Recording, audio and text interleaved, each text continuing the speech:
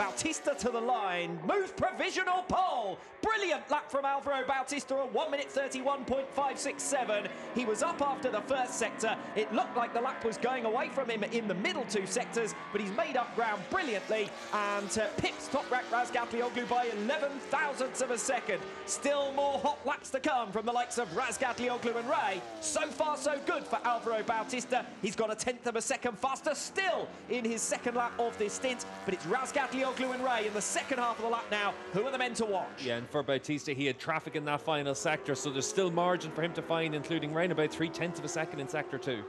Alex Lowe's, who's the only man other than our top three in the championship to have qualified on the front row of the grid this season, puts himself up onto the front row of the grid, provisionally at least. He goes P3, less than a 10th of a second now covering our lead trio, but I think these times are going to be absolutely obliterated now by Toprak Razgatlioglu, who's making his way off the final turn with Jonathan Ray behind him. A little bit of traffic in front of Ray as they make their way now to the line. 1.5 minutes still on the clock.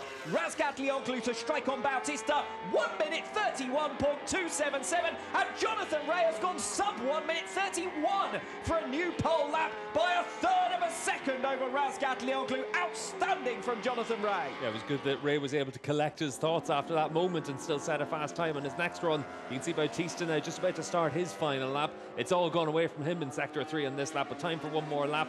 But into their final laps for some of these riders now, and Toprak, you can see there the timing tower on the left hand side of the screen, a red sector in sector 1, so that Yamaha working well, faster than Jonathan Ray. One more opportunity then for Alvaro Bautista. He started a final lap after a 1 minute 31.7 last time around, not too far away from his personal best, but he's got an awful lot of ground to cover if he wants to match either Ray or Razgatlioglu. Michael Ruben Rinaldi with a new personal best. It's only good enough for P6. Lowe's and Locatelli alongside him on the second row of the grid as things stand. Scott Redding set to improve though, has an opportunity to get amongst it. If not on the front row of the grid, then certainly on the second. And Garrett Gerloff also on a good lap, about a 10th and a half faster than Scott Redding at the end of that third sector. Redding losing a little bit of ground through sector 3. See if he can make it up here through the final sector as the number 10 Hickman crosses the line. Garrett Gerloff is going to be the next of the big guns to make it through with 25 seconds on the clock. Gerloff goes P5.